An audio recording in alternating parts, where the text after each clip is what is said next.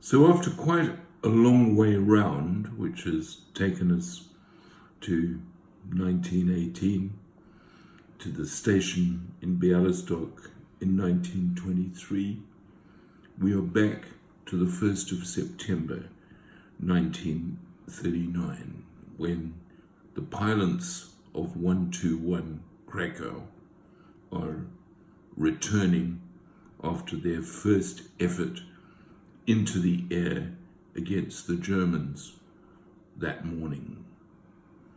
And they come back and they are bitterly disappointed. Their captain is dead. They have failed to make contact with the Germans.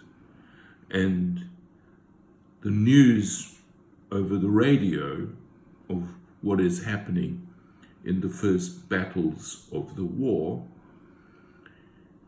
on the ground, it sounds like it's bad. It sounds like forces are already in retreat, and that, contrary to their expectation, because they had extremely high morale,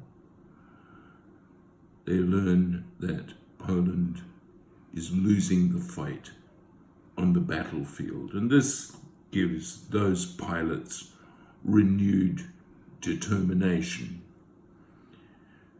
If you think of the pilots on that morning, they're not boys, they're extremely well-trained men.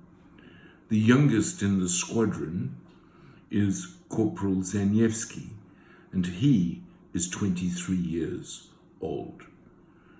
And all of the pilots have been trained for years.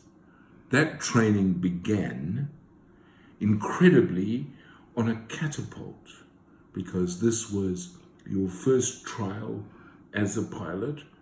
Is you were taken to a field that had a large catapult that fired off a primitive wooden glider with wooden pedals and with rudimentary hand controls for the rudder.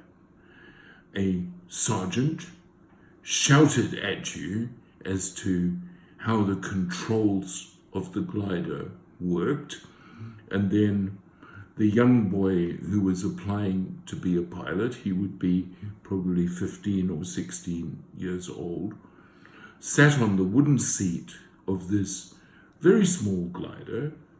The catapult was pulled back, and then it fired you off into the air, and you had to remember how the foot controls worked and how the rudder worked. And if you forgot, you may very well crash into the field below, because the catapult was located on a hill. So you were very quickly fired off to an altitude of 100 feet or more.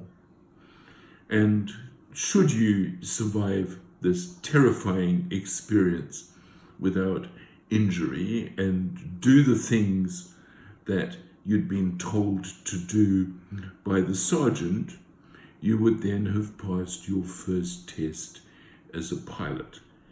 And these exercises continued until in early 1939 was introduced one of the craziest flying training programs that have ever been introduced in any Air Force, and that was that a piece of wire went from the wing of one plane to the wing of another, and the planes had to take off in formation attached to each other by a wire that was about 40 feet long, so that the planes could not move any further than that apart.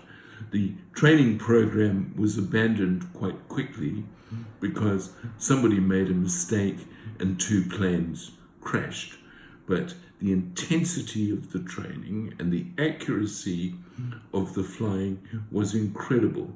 And this was to stand in very good stead those pilots who eventually made their way to Britain when they flew for the RAF. And by the time those Polish pilots got to Britain, they were far better trained than most of the war pilots flying for the RAF, and they were older too.